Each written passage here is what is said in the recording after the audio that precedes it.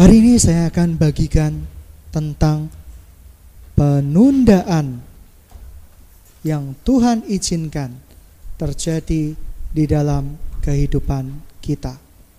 Atau singkatnya, mengapa Tuhan izinkan penundaan itu terjadi? Teman-teman yang dicintai Tuhan, yang sangat dikasihi oleh Tuhan, mari kita buka kebenaran firman Tuhan. 1 Raja-Raja 19, perikopnya yaitu Elia ke Gunung Horeb.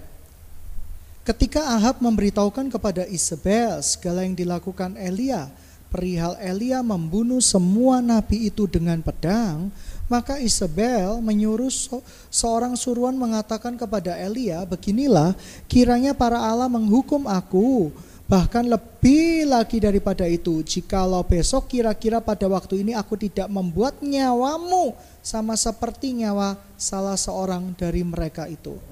Maka takutlah ia, lalu ia bangkit pergi menyelamatkan nyawanya.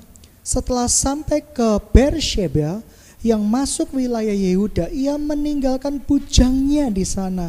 Tetapi ia sendiri masuk padang gurun sehari perjalanan jauhnya. Lalu duduk di bawah sebuah pohon arar. Kemudian ia ingin mati. Katanya, cukuplah itu. Sekarang ya Tuhan, ambillah nyawaku, sebab aku tidak lebih baik daripada nenek moyangku. Sesudah itu ia berbaring dan tidur di bawah pohon arar itu. Tetapi tiba-tiba malaikat menyentuh dia serta berkata kepadanya, bangunlah, makanlah. Kita sampai pada ayat ini. Elia adalah seorang nabi yang luar biasa. Tidak ada seorang pun yang bisa meragukan kepahlawanan daripada Elia. Dia sanggup menghancurkan nabi-nabi Baal dengan tangannya sendiri, dengan pedangnya sendiri. Begitu banyak mujizat-mujizat yang Tuhan kerjakan lewat Elia. Tetapi dia mengalami sebuah peristiwa yang sangat penting di dalam kehidupannya, yaitu saya namakan peristiwa kelesuan rohani. Mengapa sampai kita mengalami penundaan? Karena kita mengalami sebuah peristiwa yang saya namakan peristiwa kelesuan rohani. Setiap orang bisa mengalami peristiwa yang dinamakan kelesuan rohani. Seorang nabi besar bisa mengalami peristiwa yang disebut dengan kelesuan rohani, kepahitan di dalam hidup. Tetapi yang jadi pokok permasalahan, apakah yang harus kita lakukan ketika Tuhan izinkan saat-saat kelesuan rohani, saat-saat kekeringan rohani melanda di dalam kehidupan kita?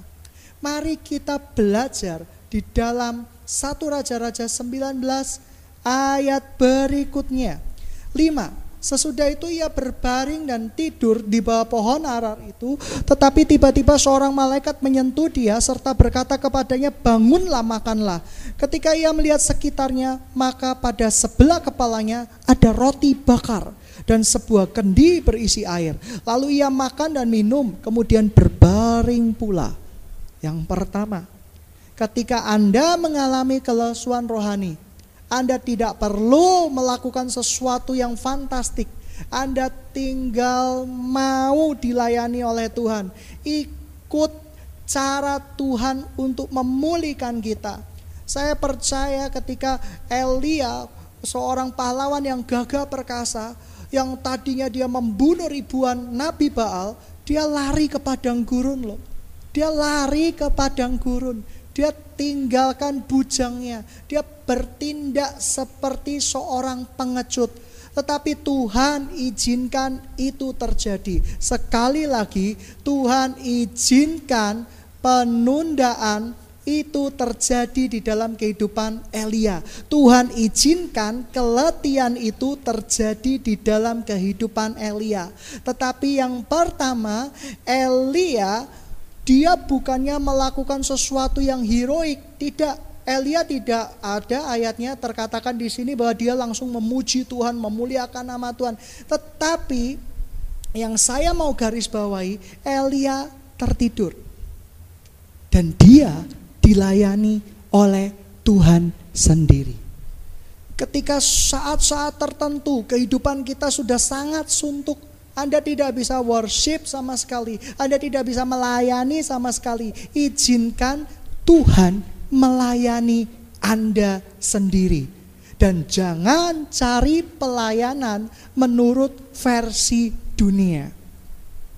Sekali lagi, jangan pernah mencari pelayanan untuk memulihkan diri kita dari kelesuan rohani dengan cara-cara duniawi. Apakah cara-cara duniawi itu? Kita jalan-jalan terus sama teman-teman kita. Jalan-jalan terus, jalan tidak tentu arah, tidak tentu tujuan, pokoknya jalan-jalan. Apakah itu akan membangkitkan kita dari kelesuan rohani? Tidak. Anda akan bertambah lesu, Anda akan bertambah terpuruk. Izinkan Tuhan melayani Anda. Dan Elia dilayani oleh malaikat Tuhan sendiri. Dia disediakan roti bakar, dia disediakan air di dalam kendi untuk memberikan kekuatan kepada dia. Saat kelesuan terjadi di dalam hidupmu, satu ayat buat kita semua: diam dan ketahuilah Tuhan ada beserta kita. Jangan engkau langsung bereaksi ketika ada kelesuan rohani. Anda paksakan diri Anda pura-pura bisa kuat kembali. Anda paksakan untuk melawan tubuh alami Anda. Tuhan tidak pernah menyuruh Anda melawan tubuh alami Anda. Beristirahatlah dan izinkan Tuhan melayani Anda. Saya garis bawahi. Dan berikutnya, tetapi malaikat Tuhan datang untuk kedua kalinya dan menyentuh dia serta berkata, bangunlah, makanlah, sebab kalau tidak perjalananmu nanti terlalu jauh bagimu. Sekali lagi Tuhan melakukan delivery ordernya. Dia mengatakan kepada Elia, Elia, roti bakarmu sudah siap. Yang pertama, Elia ditawarin oleh Tuhan, bangun, makan. Tapi Elia tidak makan. Kedua kali Tuhan berkata, bangun dan makanlah, sebab kalau tidak perjalananmu ke negeri yang dijanjikan Tuhan akan terhambat. Dan Elia memakan apa yang menjadi pelayanan Tuhan. Apa yang Tuhan melayani Elia lewat malaikatnya. Tuhan sediakan roti bakar, Tuhan sediakan minuman, dimakan akhirnya buat Elia. Dan akhirnya apa? Maka bangunlah ia, lalu makan dan minum. Dan oleh kekuatan makanan itu, sekali lagi, kekuatan penghiburan Tuhan, kekuatan pelayanan Tuhan di dalam kehidupan kita, itu sangat luar biasa. Ia berjalan 40 hari, 40 malam lamanya sampai ke gunung Allah, yaitu Gunung Horeb. Ada saat-saat tertentu, teman-teman, kita mengalami kelesuan, keletihan. Anda dengerin siaran radio, firman Tuhan seakan-akan merasa pahit. Anda pergi ke gereja seakan-akan terasa lesu, berjalan sama teman-teman menghibur sekali. Tetapi sementara Anda mengalami yang namanya depresi rohani. Tetapi sekali lagi, Elia diizinkan Tuhan memasuki padang gurun untuk dikuatkan kembali. Siapa bilang padang gurun itu selalu buruk? Padang gurun kadang diizinkan Tuhan ada di dalam kehidupan kita untuk melatih kita supaya kita mendapat kekuatan itu kembali. Tetapi dengan cara Tuhan, bukan dengan cara kita. Yang pertama yang saya mau ingatkan, izinkan Roh Kudus melayani Anda. Saya ditegur Tuhan. Ketika semua jalan terasa ditutup, saya merasa mengandalkan pikiran saya, kekuatan saya, kepandaian saya. Sampai Tuhan berkata, diam dan ketahuilah aku Tuhanmu, izinkan aku melayanimu. Dan saya tidak melakukan aktivitas apa-apa. Semalam-malam biasanya saya belajar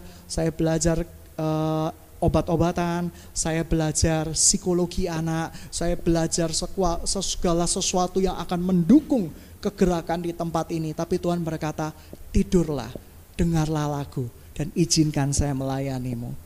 Dan ketika saya mendengarkan lagu rohani, saya ketika mendengarkan firman Tuhan, awalnya terasa tidak enak. Seperti Elia, gak ada nafsu makan, gak ada nafsu minum. Tapi Tuhan derang lagi, ayo dengarkan lagi, makanlah makanan rohani itu. Saya coba dengar lagi, rasanya tetap tidak enak. Tapi berulang-ulang Tuhan suruh saya. Dan akhirnya ada kekuatan baru. Mungkin saya beda dengan Elia. Nabi Elia, dia mendapat kekuatan setelah makan makanan itu. 40 hari lamanya berjalan menuju ke Gunung Horeb. Siapa yang Anda yang mengalami keletihan rohani, kelesuan rohani? Saya rasa semua di antara kita pernah mengalami kelesuan rohani. Kelesuan rohani adalah salah satu penghambat kita masuk ke tanah perjanjian. Ya, kelesuan rohani adalah salah satu cara iblis untuk membuat kita hancur dan tidak meneruskan perjalanan kita ke negeri perjanjian. Lalu Elia, penyebab kelesuannya ini sangat rohani. Ya, penyebab kelesuan rohani itu saya bagi menjadi beberapa bagian. Elia penyebab kelesuannya ini sangat rohani. Dia melakukan tindakan yang radikal. Dia udah semangat pelayanan. Dia sudah melakukan sesuatu yang dahsyat, sesuatu yang luar biasa. Tetapi pada puncaknya seakan-akan Tuhan tidak menghargai hasil kerja kerasnya. Dia dikejar-kejar oleh Isabel dan dimau bunuh. Mungkin rohnya berkata, Tuhan, saya ini kok gak merasakan perlindunganmu lagi. Saya kok gak merasakan penyertaanmu lagi. Kamu di mana Tuhan? Aku tidak ada bedanya dengan nenek moyangku dong, ditinggalkan engkau. Aku tidak ada bedanya dengan nenek moyangmu dong, meninggalkan engkau. Ini kelesuan rohani yang disebabkan oleh terlalu bekerja keras di hal-hal yang rohani. Tetapi juga ada penyebab kelesuan rohani yang disebabkan oleh faktor diri sendiri. Kamu tahu di sebuah gereja selalu ada 3 barisan orang. Barisan yang pertama yaitu barisan Elia. Orang-orang yang radikal, gagah perkasa, dahsyat, tidak menginjak bumi. Supranatural. Ada kerinduan untuk melayani Tuhan. Amin. Pokoknya tiap minggu itu semangat habis. Itu barisan pertama. Barisan pertama pun diizinkan mengalami kelesuan rohani. Yang kedua, barisan yang disebut dengan barisan pencemooh. Dikit-dikit ada program gereja, paling juga gagal. Lagi-lagi gitu. Lagi-lagi gitu. Anda bisa merasakan spirit-spirit barisan orang pencemooh. Rasanya kalau kita mau melakukan sesuatu dicemooh. Kalau kita melakukan sesuatu paling gagal. Dan itu jelas mereka akan mengalami keletihan rohani. Sangat pasti akan mengalami keletihan rohani. Lalu solusinya buat barisan yang kedua gimana? Berhenti mencemooh. Diam dan ketahuilah, ikuti pimpinan Tuhan. Dan yang ketiga ini barisan yang lebih parah dari pencemooh. Barisan pengamin. Ada sukacita, amin. Ada kegerakan, amin. Tuhan Yesus mau datang, amin. Tetapi hanya amin tidak pernah dilakukan di dalam kehidupannya. 3 barisan ini selalu ada di dalam gereja.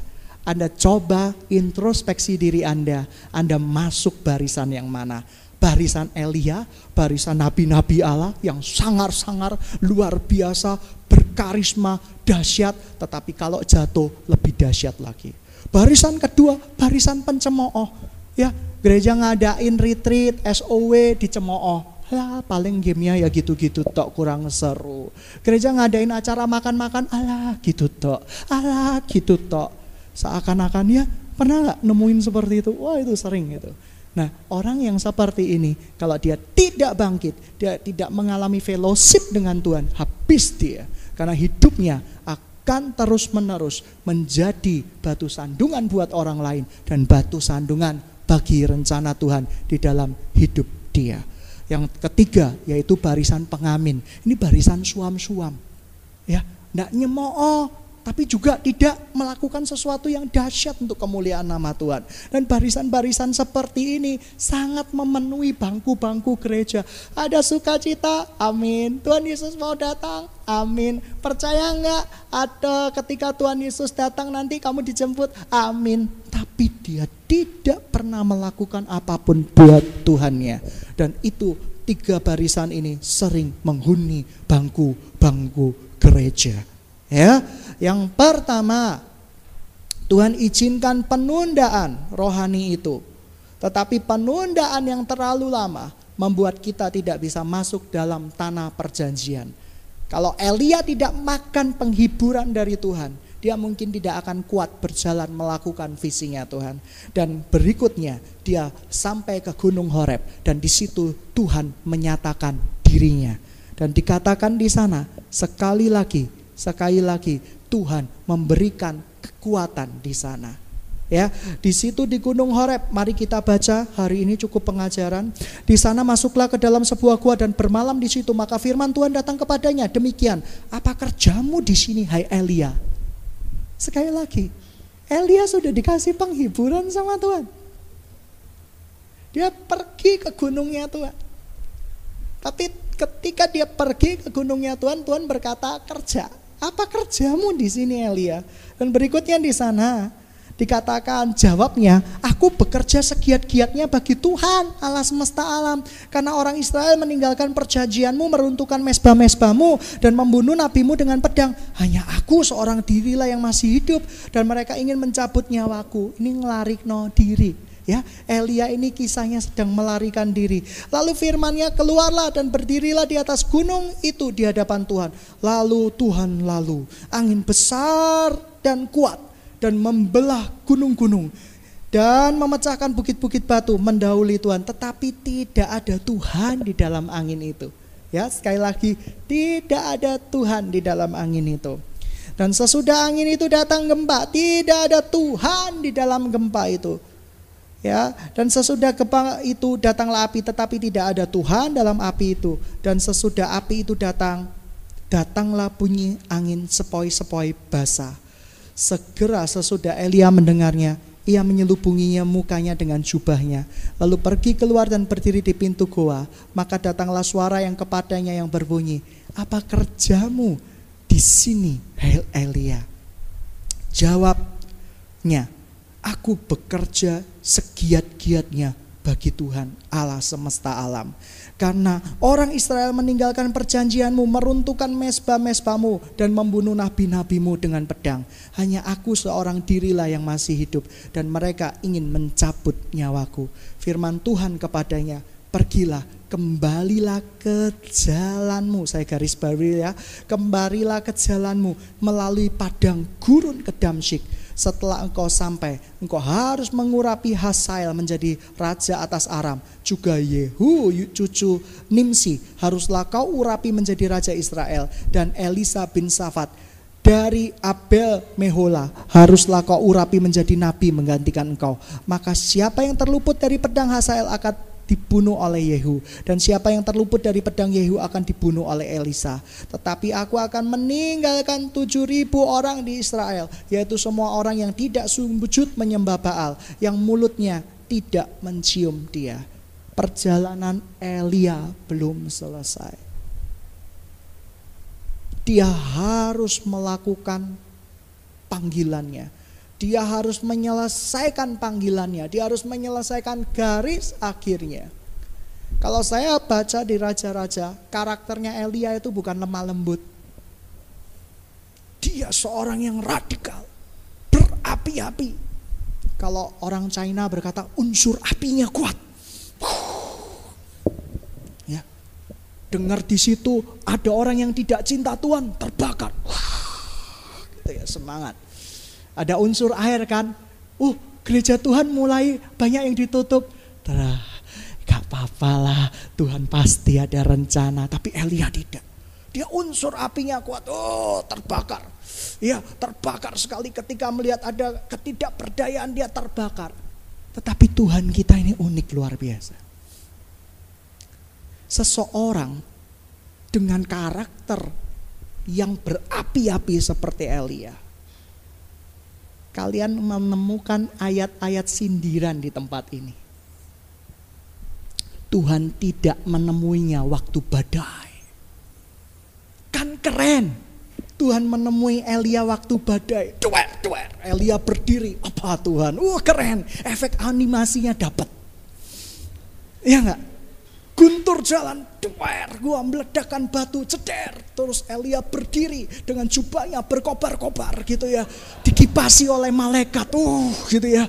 Wah, berkobar-kobar, itu dapat banget efek animasinya.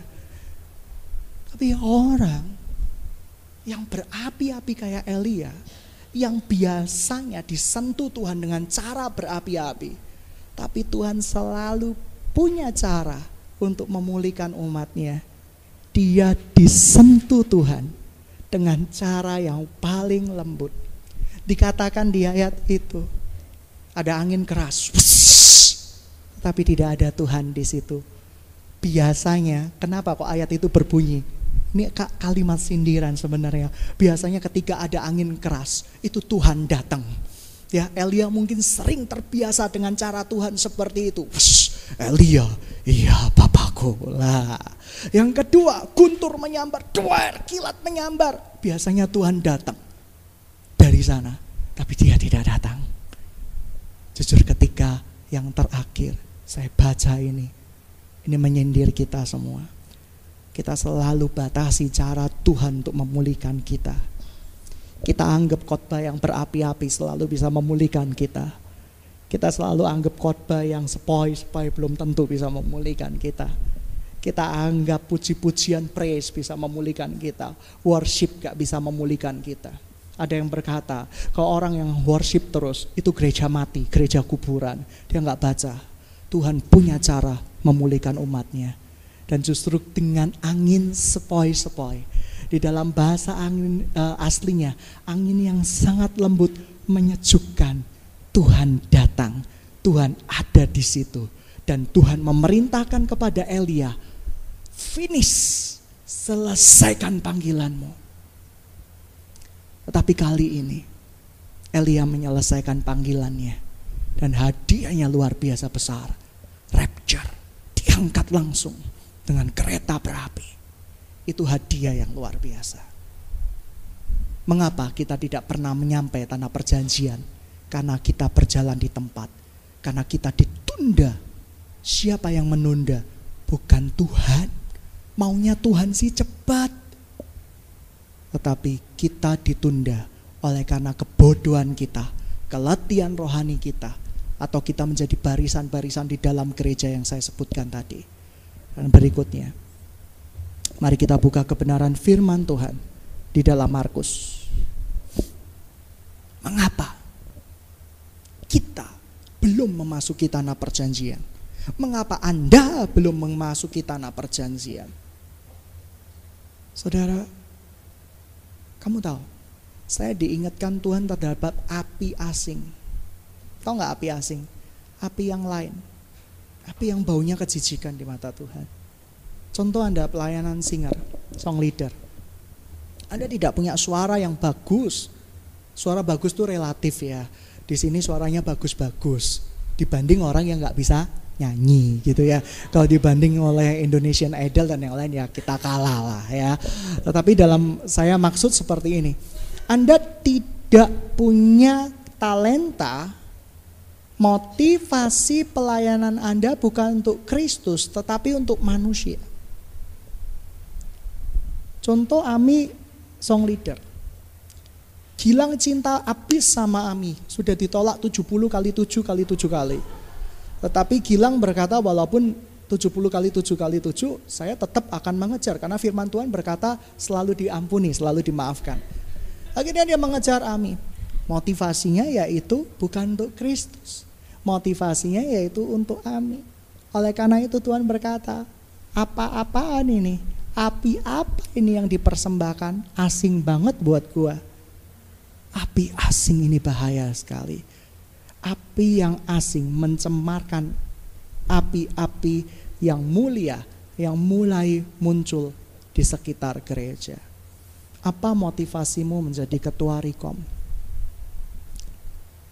Banyak orang yang menjadi barisan-barisan pencemooh. Banyak orang yang menjadi barisan-barisan pengamin. Yang berikutnya saya waktu Tuhan paling gak suka api asing. Ketika saya waktu itu belum cinta Tuhan, motivasi saya lain. Ikut ke gerakan doa. Karena apa? Supaya dapat penglihatan siapa yang akan menjadi pasangan hidup saya. Motivasi saya salah. Ikut kelompok tumbuh bersama.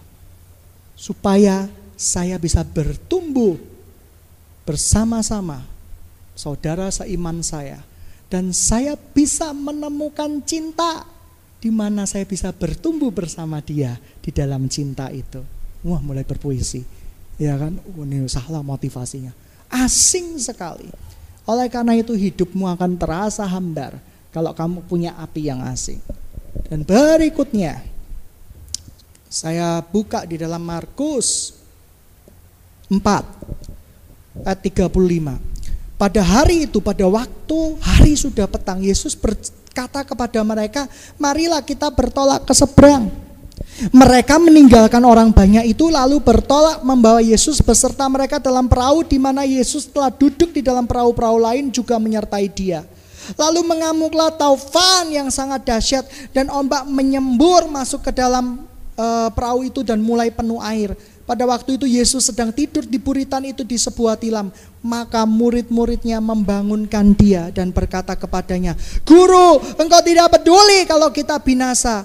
Ia pun bangun, menghardik angin itu dan berkata kepada danau itu, diam, tenanglah. Lalu angin itu reda dan danau itu menjadi teduh sekali. Lalu ia berkata kepada mereka, mengapa kau begitu takut? Mengapa kamu tidak percaya? Mereka menjadi sangat takut dan berkata kepada seorang yang lain, siapa gerangan orang ini sehingga angin dan danau pun taat kepadanya. Sekali lagi kita baca. Pada waktu itu Yesus sedang tidur di buritan di sebuah tilam.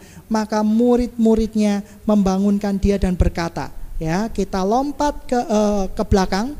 Mereka meninggalkan orang banyak itu lalu bertolak membawa Yesus beserta dengan mereka dalam perahu, di mana Yesus telah duduk dan perahu-perahu lain juga menyertai dia. Mengapa Tuhan izinkan orang mengalami angin ribut? Saya akan melihat dari sudut pandang yang berbeda. Karena orang-orang membiarkan Yesus tertidur di dalam perahu mereka. Sehingga yang kamu kerjakan adalah ambisimu, visimu, bukan visi Yesus. Yesus bukan lagi menjadi kepala di dalam kehidupanmu. Yesus menjadi ekor di dalam kehidupanmu. Dan begitu juga dengan gereja Tuhan. Banyak orang yang sibuk dengan program-program gereja, visi-visi gereja. Kita tidak pernah bertanya, Tuhan, apakah yang menjadi maumu di dalam kehidupan gereja ini?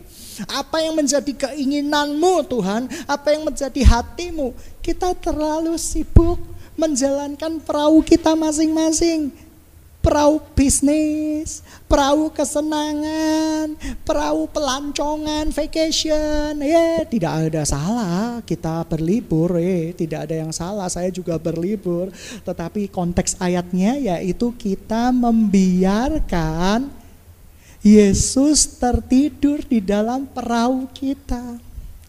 Saya percaya waktu itu murid-muridnya ngobrol sekehendak hatinya sendiri.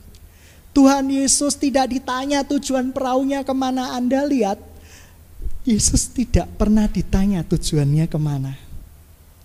Para muridnya ngobrol sendiri waktu itu. Mungkin, tapi saya yakin. Lalu Tuhan Yesus segera memberikan ujian iman kepada mereka. Karena engkau nggak tanya aku, kamu mau saya kemana? Ada tiker di sana, saya tidur. Dan betul, mereka ada angin ribut. Seandainya Yesus yang memimpin nakoda mereka, Yesus pasti tahu tempat-tempat mana yang ada angin ribut, mana yang tidak. Sekali lagi, saya melihat dari sudut pandang berbeda. Saya sering juga berkhotbah ini, berkata bahwa angin ribut diizinkan Tuhan terjadi. Supaya apa? Supaya kita melatih iman kita. Tetapi hari ini saya melihat dari sudut pandang berbeda, sudut pandang perahu ini. Ya, perahu itu ada nahkodanya. Dan ini ada dikatakan perahu-perahu lain mengikuti Yesus.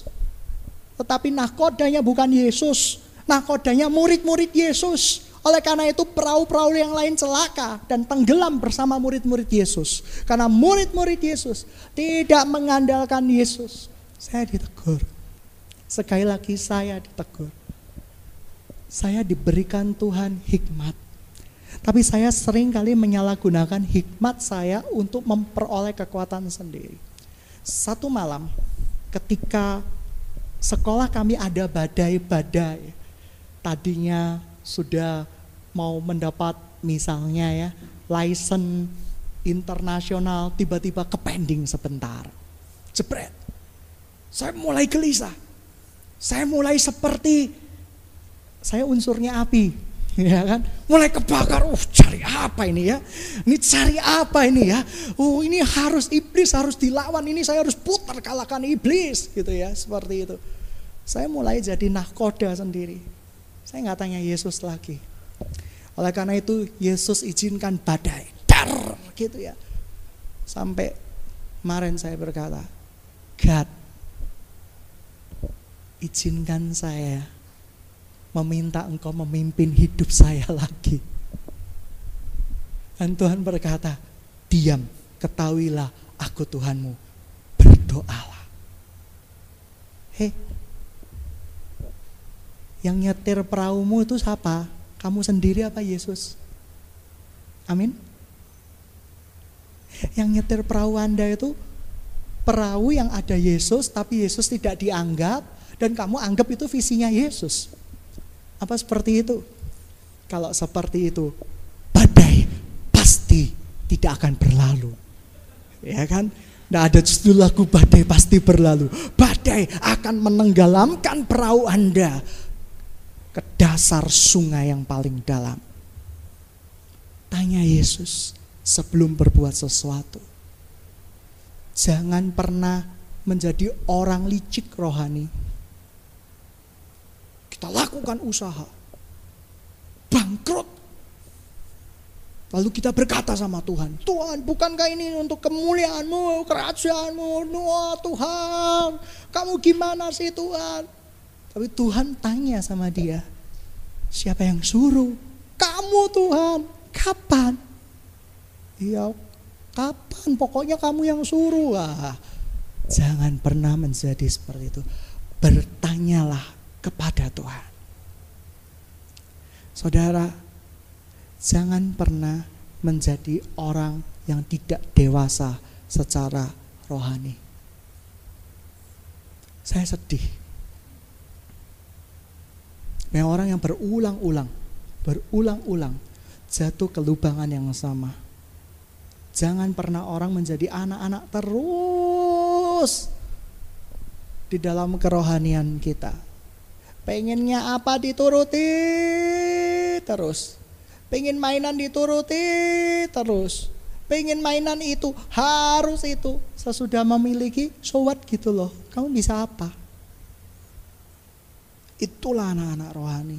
Anak-anak gak akan pernah bagian masuk di dalam bagian terbaik untuk memimpin. Teman-teman yang dikasihi Tuhan. Yang kedua, mengapa Tuhan izinkan kita tidak masuk ke dalam tanah perjanjian? Yang pertama, karena penundaan. Ya, mengapa kok ada penundaan? Tadi saya sudah jabarkan. Yang kedua, karena kita membiarkan diri kita yang memimpin perahu kita masing-masing. Ya, mari kita baca ayat yang sangat kontradiktif dengan ayat ini. Lukas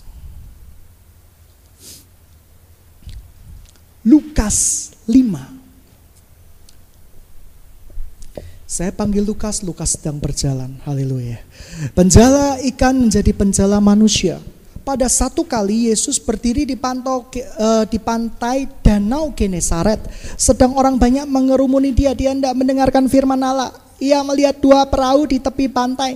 Nelayan-nelayannya telah turun dan sedang membasuh jalannya. Ia naik ke dalam salah satu perahu itu, yaitu perahu Simon, dan menyuruh dia supaya menolakkan perahunya sedikit jauh dari pantai. Lalu ia duduk dan mengajar orang banyak di sana. Setelah selesai, ia berkata kepada Simon, "Bertolaklah." Sekali lagi ia berkata kepada Simon, Yesus berkata kepada Simon, "Bertolaklah ke tempat yang dalam dan tebarkan jalamu untuk menangkap ikan." Simon menjawab, "Guru, telah sepanjang malam kami bekerja keras dan kami tidak menangkap apa-apa. Tetapi karena Engkau menyuruhnya, aku akan menebarkan jalannya juga." Dan setelah mereka melakukannya, mereka menangkap sejumlah besar ikan sehingga jala mereka mulai koyak. Lalu mereka memberikan isyarat kepada teman-temannya di perahu yang lain supaya mereka datang membantunya. Dan mereka itu datang. Lalu mereka bersama-sama mengisi kedua perahu itu dengan ikan hingga hampir tenggelam. Sekali lagi Yesus mengomandoi, Yesus memberikan perintah, Yesus berkuasa atas perahu itu. Dan hasilnya dua perahu penuh, berkat-berkat mengalir. Jangan pernah tidak mau dididik oleh Tuhan. Seringkali ketika orang Kristen mengalami sebuah badai, ada beberapa reaksi. Reaksi pertama, sedih, tidak berbuat apa-apa. Reaksi kedua ketika menghadapi badai apa? Teriak-teriak sama Tuhan Yesus. "Tuhan, tolong aku Tuhan, tolong aku." Ya. Terus reaksi yang ketiga, mencari alasan-alasan pembenar atas kebodohan yang telah dia lakukan. Alasan-alasan pembenar, oh mungkin Tuhan mau bikin sesuatu yang lebih besar daripada ini. Kalau tanpa musibah, Tuhan Yesus tidak mungkin kasih berkat. Saya pernah menemui seorang terlibat kartu kredit. Hebat sekali bunyinya. Dia berkata, lewat kejadian kartu kredit ini, saya percaya Tuhan akan kirimkan orang-orang untuk melunasi saya. Saya percaya dengan iman. Saya percaya Tuhan pasti melunasi ini. Dalam nama Tuhan Yesus, Tuhan pasti kirimkan saudara-saudara iman, seiman untuk melunasi kartu kredit saya. Saya sedih. Banyak anak Tuhan menjadi barisan seperti itu. Tidak mengerti hatinya Tuhan. Hati Tuhan pasti sedih melihat anaknya seperti itu. Sudah salah, merintah lagi. Tuhan berkata, gunakan anggaranmu sebaik mungkin. Tuhan berkata, cukupkan dirimu dengan apa yang ada. Saya jamin, dia dilunasi. Tanpa dididik sama Tuhan, dia akan berbuat lagi, hutang lagi kartu kredit. Dan akhirnya apa? Suruh Tuhan lunasi lagi, berteriak-teriak, "Tuhan, aku percaya Allahku dahsyat, berkuasa." Teriak-teriak, Tuhan sedih. Tuhan cuma berkata, kalau kamu berhutang kartu kredit dengan cara yang tidak benar, saya mau pulihkan kamu. Tetapi kamu harus bersedia merelakan dirimu untuk dididik dan dihajar oleh Tuhan. Dan itu sakit luar biasa. Tetapi didikan Tuhan itu enak, membawa pemulihan. Tapi didikan dari iblis membawa kesesatan. Tidak ada namanya engkau buat salah, kamu teriak-teriak, membombong dirimu seakan-akan kamu itu adalah tidak berbuat salah. Pemulihan tidak akan terjadi, saya percaya.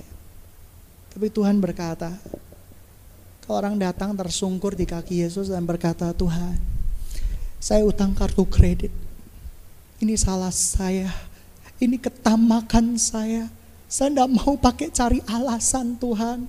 Ini gara-gara saya terlalu baik sama orang, pinjemin kartu kredit saya untuk dipakai orang. Saya tahu saya tamak Tuhan."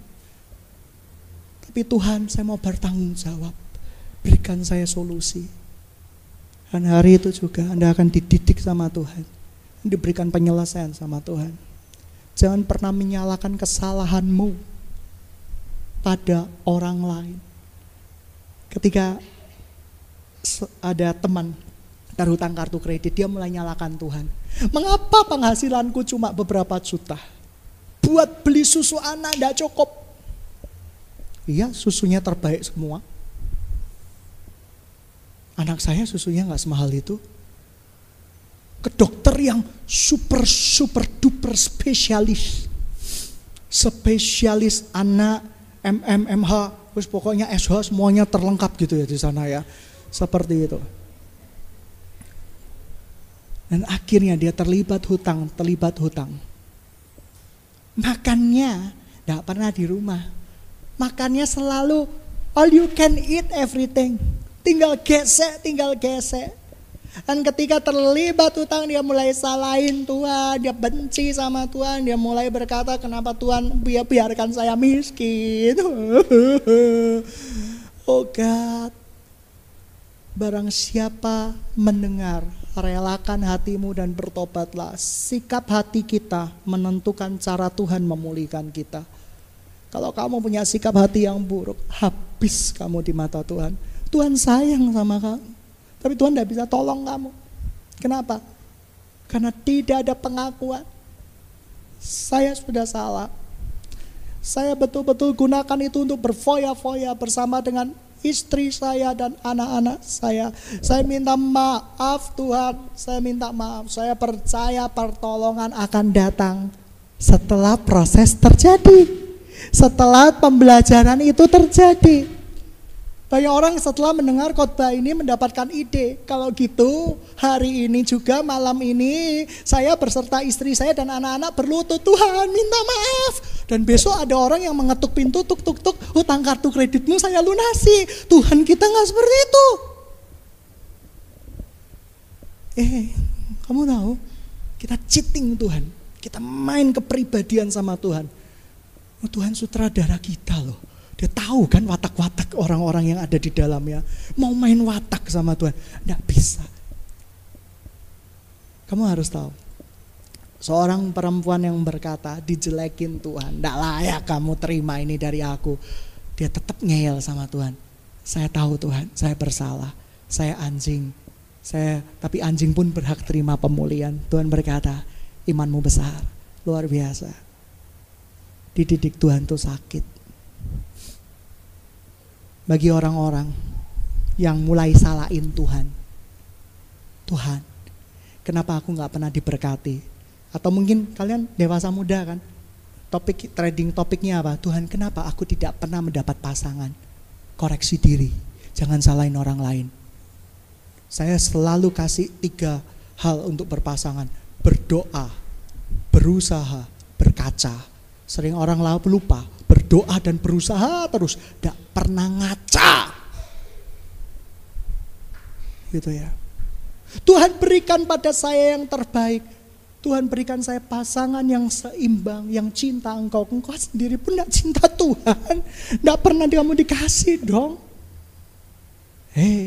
Kita selalu salahin Tuhan lagi, salahin situasi, salahin gereja, salahin program-program gereja atas ketidakberdayaan kita untuk mendapat yang kita inginkan. Gereja, Tuhan, dan perlengkapan yang di dalamnya bukan mainan rohanimu untuk melakukan apa yang kamu inginkan.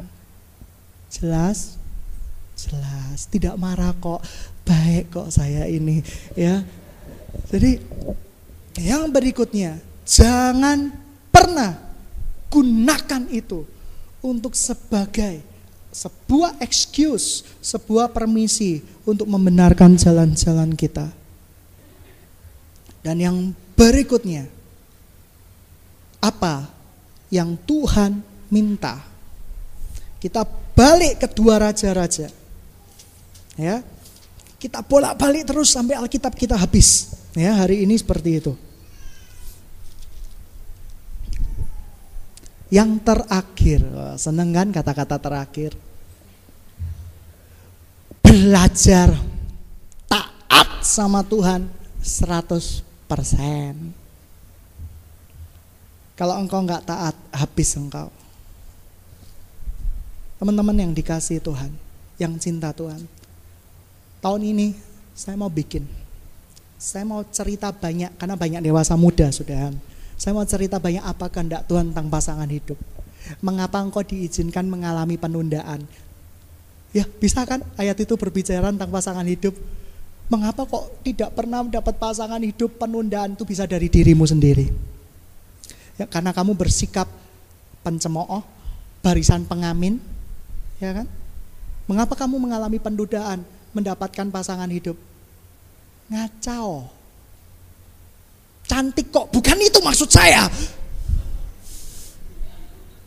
Narsis gitu ya. Bukan itu maksud saya. Oh, saya很漂亮. Wah, gitu ya. Saya ini bersinar-sinar cantik luar biasa bahasa Mandarin ya gitu ya. Ya, han meli gitu ya, apa cantik luar biasa, imut sekali gitu ya, seperti itu. Bukan itu. Berkaca itu dengan kacamata firman Tuhan. Karaktermu sudah mencerminkan cinta Tuhan enggak? Karaktermu membuat seakan-akan Tuhan adalah, mohon maaf, kacung atau raja. Kalau Tuhan kacung, Tuhan niput setoma gitu ya. Tuhan tahu, kita berbicara sama lawan jenis kita berkata, aku itu memikirkan kamu. Kamu ndak tahu tak? Setau. Lihat film Mandarin ya. Wah gitu ya, seperti itu. Apa kurangnya diriku? Saya tidak ada kekurangan apapun kecuali kekurangan perut gendut. Perut saya datar. Ya, saya sempurna di segala hal. Tuhan minta berkaca. Kamu itu sungguh anak pilihan gak sih? Kamu sungguh benar-benar sudah siap untuk berumah tangga atau tidak sih? Kacau. Kalau berkata, iya sih Tuhan, aku masih kekanak-kanakan, bertobat toh. Bagi yang pengen dan memang jalannya Tuhan, kamu pasti dikasih. Jangan khawatir. Kok gak dikasih-kasih Tuhan? Ngacau. Bercermin. Ngacau. Itu bagi yang menginginkan dan minta loh ya. Gak pengen ya sudah, Alkitab berkata jauh lebih baik gitu ya, seperti itu. Tapi orang-orang Kristen di Indonesia itu kan gak suka sombong. Jadi yang sederhana saja lah. Saya gak mau yang jauh lebih baik lah. Saya yang biasa-biasa, harus dapat pasangan. Itu artinya, ya kan? Tuhan berkata jauh lebih baik kalau tidak menikah. Tapi anak-anak Tuhan kan gak sombong kan? Gak sombong, dia gak pengen yang terbaik lah. Kepengennya menikah, berarti yang biasa-biasa aja kan gitu. Nggak bercanda, ini bercanda gitu ya. Jangan dimasukkan hati. Tapi berkacau. Ngacau. Ya kan? 2 Raja-Raja 2 ayatnya ke-19. Taat kepada kehendak Tuhan. Berkatalah penduduk kota itu kepada Elisa, cobalah lihat, letaknya kota ini baik seperti Tuhanku lihat. Dipikir Elisa itu ahli Hong Shui apa gitu ya. Letaknya kota ini baik. Aduh, sudah cukup. Ya, seperti Tuhanku lihat, tetapi airnya tidak baik dan di negeri ini sering ada keguguran bayi. Tapi di sana jawabnya, ambillah sebuah pinggan baru bagiku dan taruhlah garam ke dalamnya. Oleh karena itu banyak orang-orang pendoa syafaat disuruh kasih garam. Maksudnya apa? Untuk ngusir setan? Oh bukan. Enggak, ini Tuhan suruh ya, Tuhan suruh. Masukkan ke dalam pinggan, diisi dengan garam. Ya, sekali lagi dikatakan, maka mereka membawa pinggan itu kepadanya, kemudian pergilah ke mata air mereka dan melemparkan garam itu ke dalam serta berkata, beginilah firman Tuhan, telah kusehatkan air ini, maka tidak akan ada lagi olehnya kematian dan keguguran bayi. Demikian air itu menjadi sehat sampai hari ini, sesuai dengan firman yang disampaikan Elisa. Siapa yang jadi ketua Rekom, angkat tangan? Gak ada. Siapa yang menjadi pemimpin, angkat tangan? Pemimpin, pembimbing rohani, pembimbing. Oh gak ada, gak ada yang angkat tangan. Oh, kasihan tempat ini. Ya, siapa yang minimal pernah gitu ya. Ini diturunkan lagi. Siapa yang minimal pernah? Angkat tangan. Angkat tangan. Siapa yang anak-anaknya sering keguguran? Angkat tangan. Loh, oh ini profetik loh. Ini kok dibuat acara Banyolan. Siapa yang jangkau jiwa tidak pernah dapat, mati terus anaknya, sering gugur. Kalau enggak karena kepahitan, jatuh cinta, kecelakaan, muntaber. Wah gitu ya. Siapa yang mandul secara rohani, angkat tangan. Sering gugur. Ya sudah wes, gak ada yang ngaku. Gereja siapa yang sering keguguran, ayo angkat tangan gitu ya. Ayo gereja siapa yang sering ngalami keguguran. Wah orang lain lihat, gerejamu bersinar, aku melihat engkau mengandung secara rohani. Terus kempes lagi, gak ada orang-orangnya. Ya gak ada anak-anaknya. Hei, halo, Anda menertawakan siapa? Gereja orang lain, gereja kita, atau Anda sendiri? Ya diri sendiri gitu ya, seperti itu. Tuhan bisa membuat Anda sehat. Tuhan bisa memulihkan Anda, bahkan sampai ke negeri perjanjian. Tuhan bisa memulihkan tujuan Tuhan. Tuhan bisa memulihkan jalan-jalan Anda. Relakan hatimu, bertobatlah dan bersedialah untuk dididik oleh Tuhan. Dan jangan berdasarkan pengertianmu sendiri. Ada orang ketika hutang kartu kredit, broadcast. Saya hutang kartu kredit 100 juta. Jikalau tidak dilunasi, ada debt collector yang akan ngambil BMW saya, ambil. ini ngerti ya, mungkin saya terlalu besar-besarkan lah. Kijang saya mau diambil gitu ya. Oh aduh ini gimana, tolong. Jikalau Anda tergerak, hubungi. Mending kalau orangnya, sorry ya, enggak punya uang, enggak punya apa. Ada kejadian misalnya ibunya sakit yang sampai itu. Tapi Tuhan pengen kita berjuang dulu. Amin. Ada yang lebay, broadcast seperti itu. Ketika tidak ada jawaban, miso-miso secara rohani.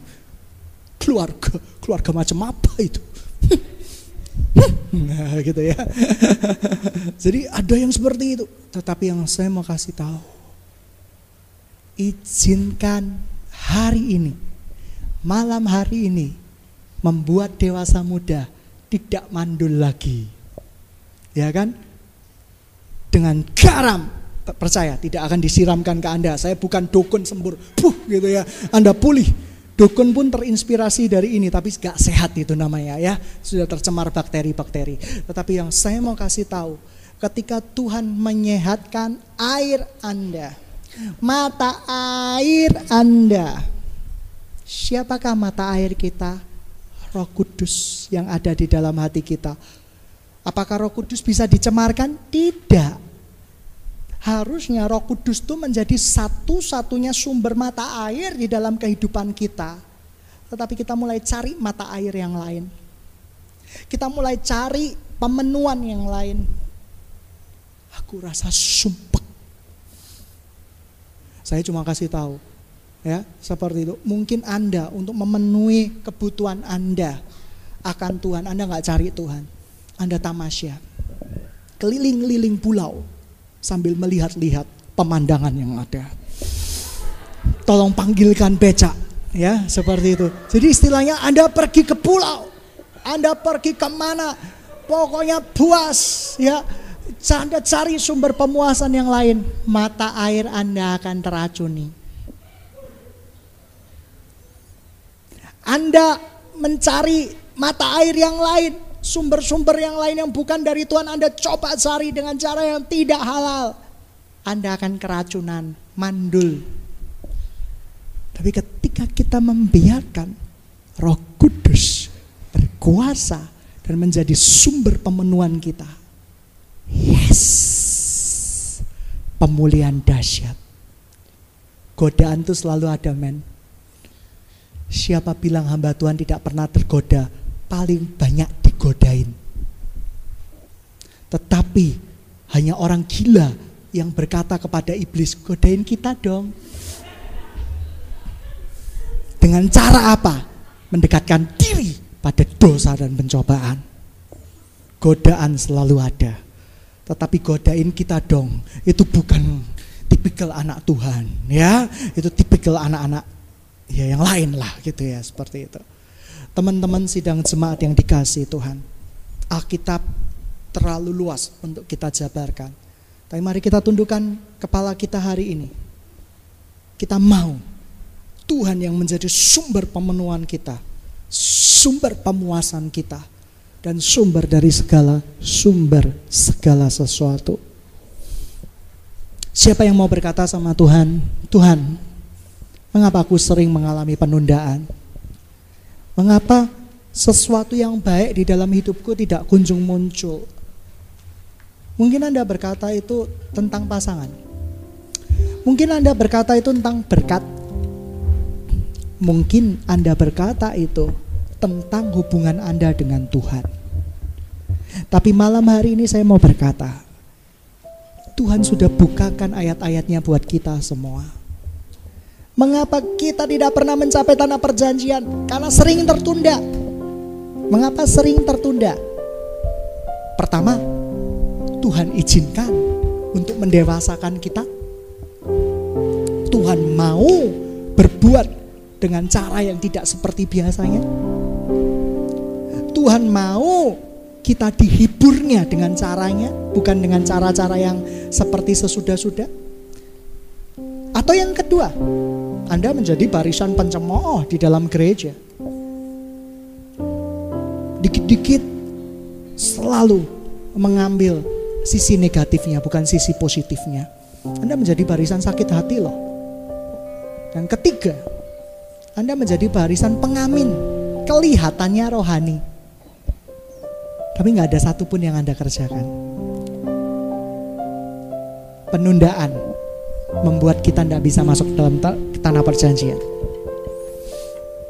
Yang kedua, karena Anda memiliki perahu-perahu yang tidak dinakodai oleh Tuhan Yesus.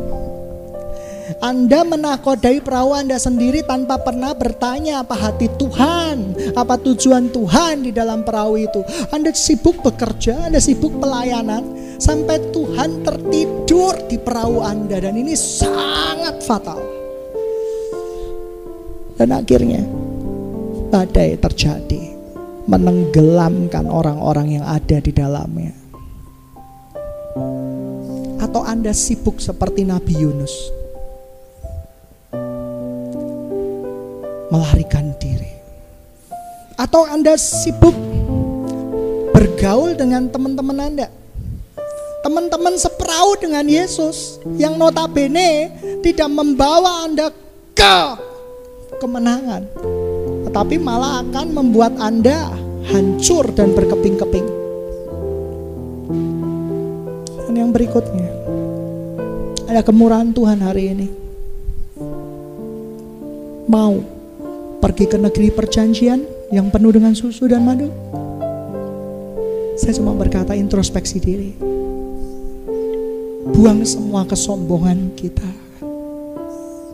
Buang segalanya. Minta Tuhan memurnikan mata air di dalam kehidupan kita. Dan izinkan mata air kehidupan, bukan kekuguran, itu ada di dalam kehidupan Anda. Anda membangun hubungan selalu gugur karena memang bukan dari Tuhan. Anda membangun hubungan dengan orang selalu gagal karena memang bukan kehendak dari Tuhan. Anda membiarkan diri Anda menjadi nakoda atas perahu Anda sendiri.